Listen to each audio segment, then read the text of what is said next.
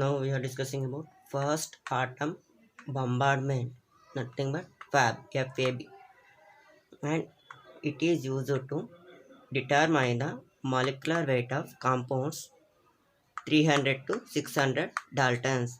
First atom bombardment is used to determine the molecular weight of compounds containing 300 to 600 dalton. Up to here, we are determining the molecular weight up to 300 to 600 daltons, and generally it is used for peptides. Means high molecular weight containing compounds are generally determined by the FAB technique, and the example for this peptides and carbohydrates are generally determined by this FAB method, and this technique is carried out under 25 to 35 degrees centigrade.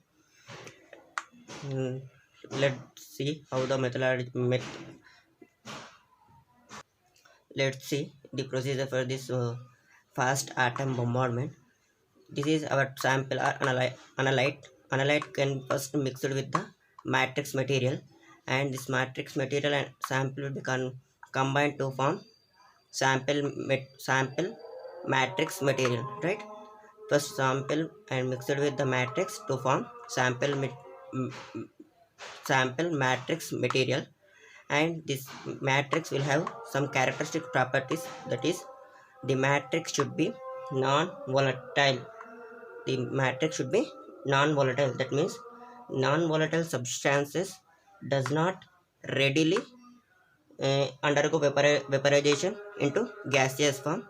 Means this matrix should not be readily vaporized form. Okay, and generally the matrix will be taken as glycerol, thioglycerol, etc.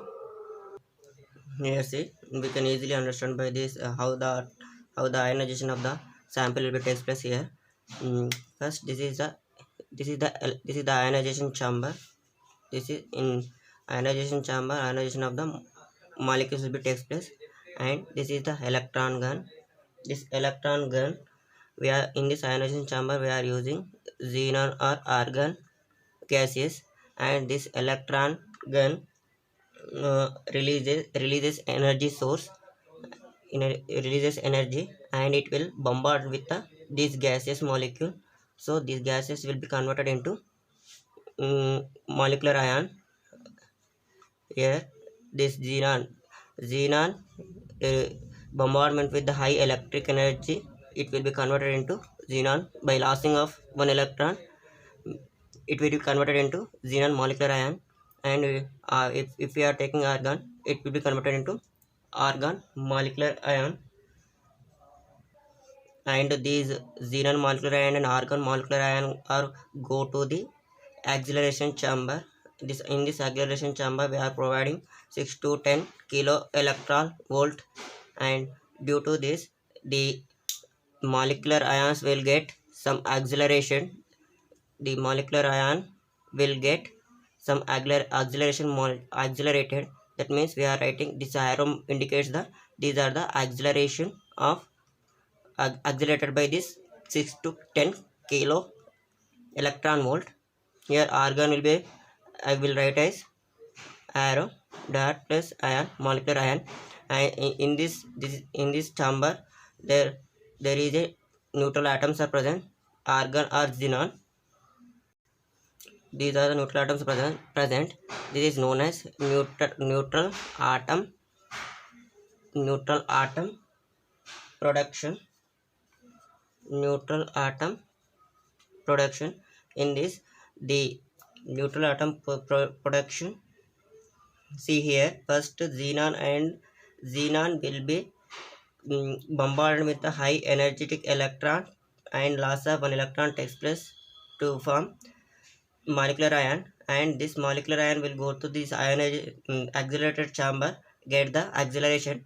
This arrow indicates it will be accelerated, and xenon molecular ion accelerated. These are the accelerated molecular ions, and this accelerated molecular ion will react with this neutral atom. This is the neutral atom. This is known as neutral atom production. In this, neutral atoms are present. This is the neutral atom xenon. Xenon reacts with accelerated molecular ion, and this acceleration it will come converted into neutral accelerated neutral molecule, means it will give the energy to this neutral molecule, and this neutral molecule will be converted into accelerated neutral atom. And this xenon, these are uh, eliminated by electric field. Okay, these these molecular ions are eliminated by the electric field, and here moves to here. These electron, these are neutral atoms moves to here, or here argon, and this accelerated neutral molecules bombardment with the here mat. This is sample matrix material. This is the sample matrix material, and this accelerated neutral atoms are bombard with this this material. Then it will be converted into, the sample will be converted into in this form. That means this xenon or argon accelerated, this accelerated neutral atoms will bombardment to the sample matrix mixture. That's what will happen. The sample matrix mixture ionize the sample due to this energy, means this is due to this translation energy, it will be converted into uh, uh, molecular ion plus that. Okay, these are known as quasi molecular ions. Quasi molecular ions. Similarly, in previous class we are discussing in chemical ionization method. In this the the quasi molecular ions are generated in the same way like that. Here also, in fast atom bombardment, when the neutral atoms will, this neutral accelerated atoms bombardment with the matrix material, then it will ionization in the form of quasi molecular ion. And these quasi molecular ions moves towards the uh, acceleration chamber, moves towards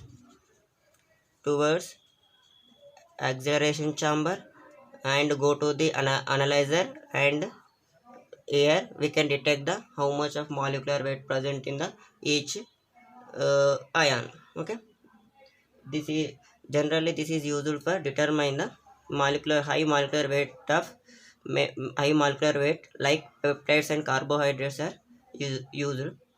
And similarly, if we are using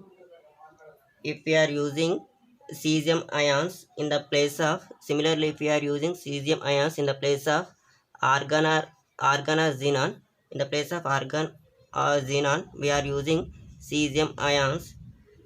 That method is known as secondary ionization mass spectroscopy. Secondary ionization mass spectroscopy, that is nothing but SIMS.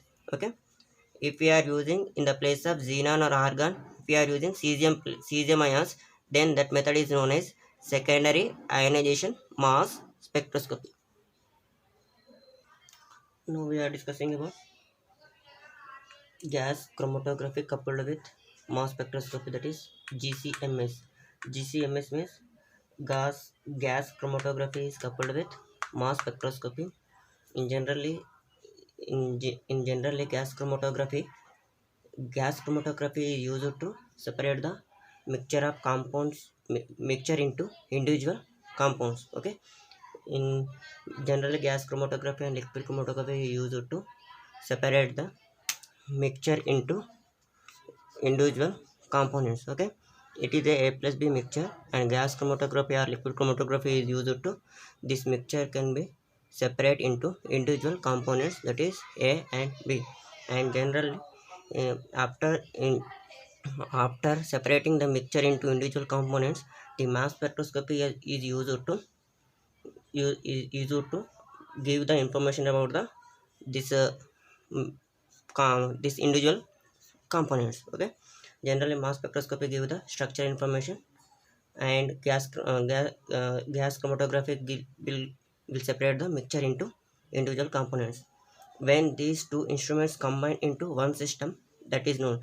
When gas chromatography and mass spectroscopy combine, that system is known as gas chromatography. And mass spectroscopy, that is nothing but GCMS. And by using GCMS, we are able to separate the mixture and identifying the molecular formula, molecular weight of individual components of a complex mixture. We are doing, if we are first we are taking the complex mixture by using gas chromatography or liquid chromatography, then the complex mixture can be converted into individual components by using chromatography technique, and these individual components can be identified by the mass spectroscopy, and mass spectroscopy will give the molecular weight or molecular formula of individual mixtures. Generally, in gas chromatography, mobile phase is used as gas and stationary phase is liquid or solid. In gas chromatography technique, what we are doing, the both will be present, that is mobile phase and stationary phase. Generally, the mobile phase is used as a gaseous form, and stationary phase used as a liquid or solid. And the mixture, first we are passing the mixture into a gas phase through a long capillary, that is known as column. First we are the mixture can be passed through the long column, that is known as capillary. Like, we are passing the mixture by using gas phase through a long capillary tube or column, which is used to separate gaseous sample only. Gas chromatography is used to separate the gaseous mixture, and this separation depends upon mainly volatility and polarity of sample. Means if the sample having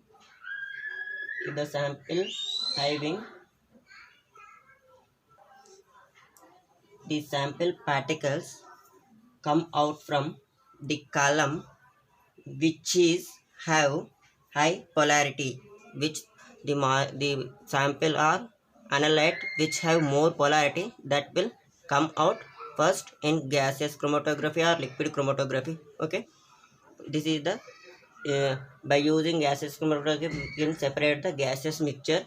Means we can separate the mixture into individual components, and mass spectroscopy is used to identify and give the information about the that component, that is like molecular weight or molecular formula of that component. Okay, in the same way, LCMS, that means liquid chromatography, is coupled with mass spectroscopy. The system is known as LCMS. And in LC means in liquid chromatography, the mobile phase is used as liquid and stationary phase is used as solid. The mobile phase is liquid. Generally we are taking as mobile phase acetonitrile and methanol.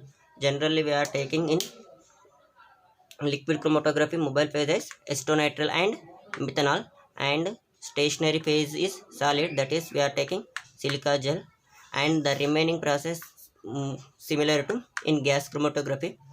And liquid chromatography separate the mixture into the same way. In gas chromatography also, the chromatography technique, that means it will be separate the mixture into individual components, and mass spectroscopy used to identify the structural mass spectroscopy give the structural information about the individual components. Okay, here let's see this gas chromatography or liquid chromatography. First we are doing introducing, that means here first we are taking the mixture of components. Let's see here one example. Here this mixture of components can be separated by using gas chromatography or liquid chromatography, and by using this technique the components will be separated. And now we are introducing mass spectroscopy. Mass spectroscopy gives the structural information about the individual components. Here A, B, C are separated out. and the separated mixtures can be uh, analyzed by the mass spectroscopy. This mass spectroscopy give the structural information about the this A, B, C, D. Okay, this is the percentage of relative abundance, and this is the m by z values. It will give the structural information about the individual components. Thank you.